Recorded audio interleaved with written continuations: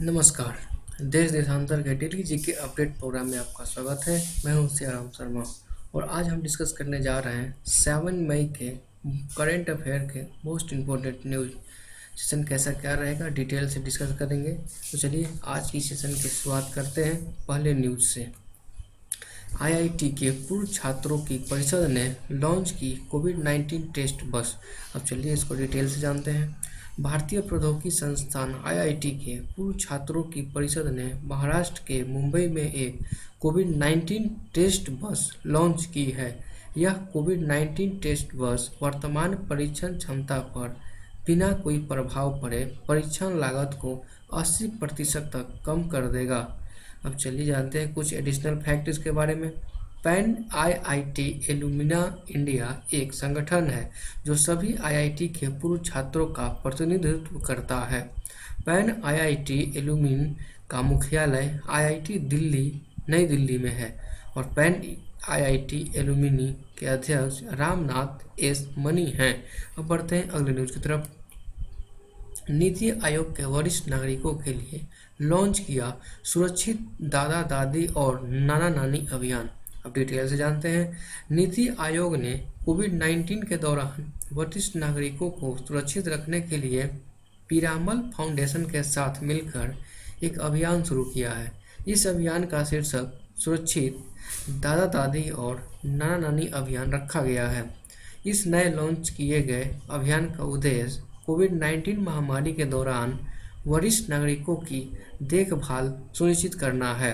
नीति आयोग के उपाध्यक्ष राजीव कुमार हैं और नीति आयोग के मुख्य कार्यकारी अधिकारी अमिताभ कांत हैं। अब बढ़ते हैं अगले न्यूज की तरफ।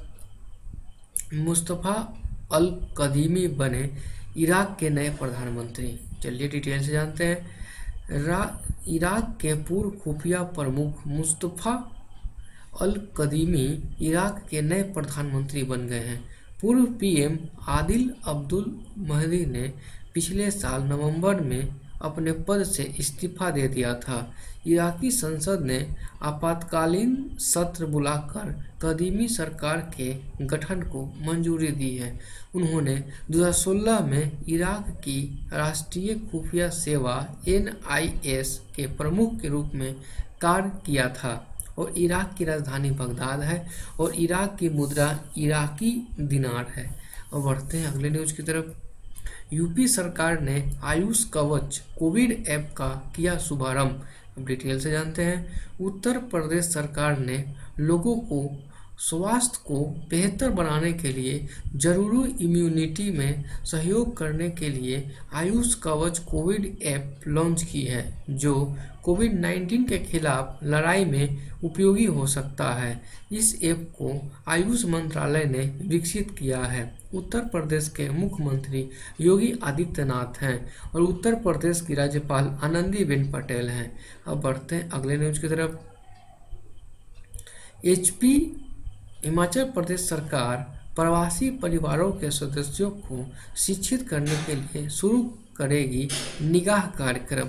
अब डिटेल से जानते हैं। हिमाचल प्रदेश सरकार एक नया कार्यक्रम निगाह शुरू करने की योजना पर काम कर रही है। इस कार्यक्रम के तहत राज्य सरकार देश के अन्य हिस्सों से राज्य में आने वाले लोगों के परिवार के सदस्यों को शिक्षित करेगी। हिमाचल प्रदेश के मुख्यमंत्री जयराम ठाकुर हैं और हिमाचल प्रदेश के राज्य के राज्यपाल बंडारू दत्तात्रेय हैं। अब बढ़ते हैं अगले न्यूज की तरफ। तरुण बजाज बनाए गए RBI केंद्रीय बोर्ड के नए निदेशक। आर्थिक मामलों के सचिव तरुण बजाज को भारतीय रिजर्व बैंक के केंद्रीय बोर्ड का नया निदेशक बनाया गया है। उनकी नियुक्ति भारत सरकार द्वारा की मंजूरी के बाद की गई है। वह 1988 बैच के IAS अधिकारी हैं। वह अतनु चक्रवर्ती की जगह लेंगे जो 30 अप्रैल को सेवानिवृत्त हुए हैं। RBI का मुख्यालय मुंबई महाराष्ट्र में है और RBI के 25वें गवर्नर शक्तिकांत दास हैं। और बढ़ते हैं अगले न्यूज की तरफ। DPS नेगी ने श्रम ब्यूरो के महानिदेशक का संभाला कार्यभार। भारतीय आर्थिक सेवा अधिकारी डीपीएस नेगी ने श्रम एवं रोजगार मंत्रालय में श्रम ब्यूरो के महानिदेशक का कार्यभार संभाल लिया है। इसके अलावा नेगी ने मंत्रालय के वरिष्ठ श्रम और रोजगार सलाहकार का भी पदभार ग्रहण किया है। वह 1985 बैच के भारतीय आर्थिक सेवा अधिकारी हैं। इस नए कार्यभार को संभालने से पहले नेगी सलाहकार वित्तीय एमएसएमई के रूप में कार्यरत थे। श्रम और रोजगार मंत्रालय नई दिल्ली। श्रम और रोजगार मंत्रालय के राज्य मंत्री स्वतंत्र प्रभार संतोष गंगवार जी हैं। अब बढ़ते हैं अगले न्यूज़ की तरफ। अधीर रंजन चौधरी फिर बने पीसीए के अध्यक्ष। डिटेल से जानते हैं। लोकसभा में कांग्रेस नेता अधीर रंजन चौधरी को पुनः संसद की लोक लेखा समिति का अध्यक्ष नियुक्त किया गया है। उन्हें लोकसभा अध्यक्ष ओम बिरला द्वारा समिति के अध्यक्ष के रूप में फिर से नियुक्त किया गया था। अब बढ़ते हैं अगले न्यूज़ की तरफ। पीएनबी हाउसिंग फाइनेंस ने पुनः इस्तेमाल किए जाने वाले पीपीई किट के लिए आईआईटी दिल्ली के साथ किया समझौता। चलिए डिटेल्स जानते हैं। पीएनबी हाउसिंग फाइनेंस द्वारा दिल्ली के भारतीय प्रौद्योगिकी संस्थान के साथ सरकारी अस्पतालों में आपूर्ति किए जाने वाले पुनः प्रयोजित व्यक्तिगत सुरक्षा उपकरण पीपीई के अनुसंधान और विकास में सहयोग करने के लिए एक समझौता ज्ञापन पर हस्ताक्षर किए हैं। पीएनबी मतलब हाउसिंग फाइनेंस लिमिटेड के सीईओ नीरज व्यास हैं। अब बढ़ते हैं अगले न्यूज़ की तरफ। आईआईटी कानपुर और भारत डायनेमिक्स लिमिटेड ने किफ़ायती वेंटिलेटर बनाने के लिए किया। अब डिटेल्स जानते हैं। रक्षा क्षेत्र के सार्वजनिक उपक्रम भारत डायनेमिक्स लिमिटेड ने आईआईटी कानपुर के साथ एनओसीसीए रोबोटिक्स आईआईटी कानपुर के त्वरित स्टार्टअप द्वारा विकसित किए गए वेंटिलेटरों का निर्माण बड़े पैमाने पर करने के लिए समझौता किया है। भारतीय डायनेमिक्स का प्रधान कार्यालय हैदराबाद तेलंगाना में स्थित है और भारत डायनेमिक्स के अध्यक्ष और प्रबंध निदेशक एमडी सिद्धार्थ मिश्रा हैं। अब बढ़ते हैं अगले न्यूज़ की तरफ। Vijaynath at Kargil the life of a Kargil hero नामक पुस्तक का हुआ विमोचन। हम जानते हैं डिटेल से। हाल ही में Vijaynath at Kargil the life of a Kargil hero नामक एक पुस्तक का विमोचन किया गया है। यह पुस्तक वीर चक्र पुरस्कार विजेता मरणोपरांत कैप्टन विजयंतम थापर की जीवनी पर है। इस पुस्तक के लेखक विजयंतम के पिता कर्नल वीएस थापर और नेहा द्विवेदी हैं जो शहीद की बेटी हैं। अब बढ़ते हैं अगले न्यूज की तरफ। विश्व एथलेटिक दिवस 7 मई को मनाया जाता है। हम डिटेल से जानते हैं इसको। विश्व एथलेटिक्स दिवस 2020 इस वर्ष 7 मई को मनाया गया। विश्व एथलेटिक्स दिवस की तारीख हर साल बदलती रहती है जिसे IAAF द्वारा निर्धारित किया जाता है। हालांकि इसे अधिकांश मई महीने में ही मनाया जाता है। पहला विश्व एथलेटिक्स दिवस 1996 में मनाया गया था। विश्व एथलेटिक्स दिवस का मूल उद्देश्य एथलेटिक्स में युवाओं को भागीदारी करने के लिए प्रोत्साहन करना है। IAAF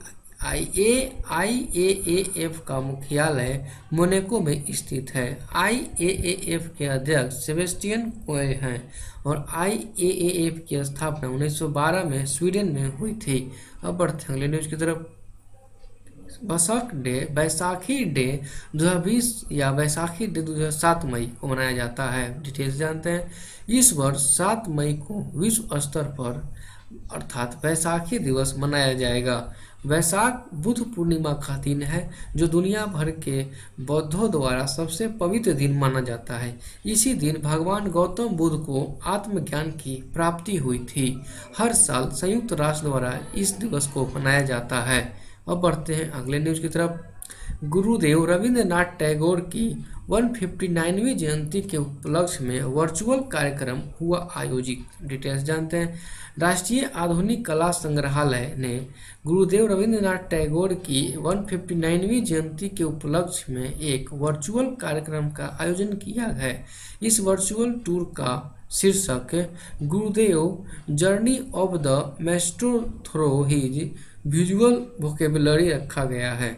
इस वर्चुअल कार्यक्रम में बहुमुखी प्रतिभाशाली कलाकारों द्वारा बनाई गई 102 कलाकृतियों की एक झलक पाने का अवसर मिलेगा। राष्ट्रीय आधुनिक कला संग्रहालय के महानिदेशक अद्वैत चरण गणनायक हैं। अब बढ़ते हैं अगले न्यूज़ की तरफ। तो इसी न्यूज़ के साथ सेशन के अंत करते हैं, और वीडियो अच्छा लगे तो वीडियो को लाइक करें, शेयर करें और सब्सक्राइब करें, ताकि हमारे द्वारा डाले गए हर एक वीडियो का अपडेट आप तक मिलता रहे। और वीडियो में कोई सजेशन दे, अगर वीडियो में कोई सुधार चाहते हैं या वीडियो कुछ अलग तरह का चाहते हैं तो उसके लिए आप कमेंट बॉक्स में हमें आप सुधार कर दे सकते हैं। धन्यवाद।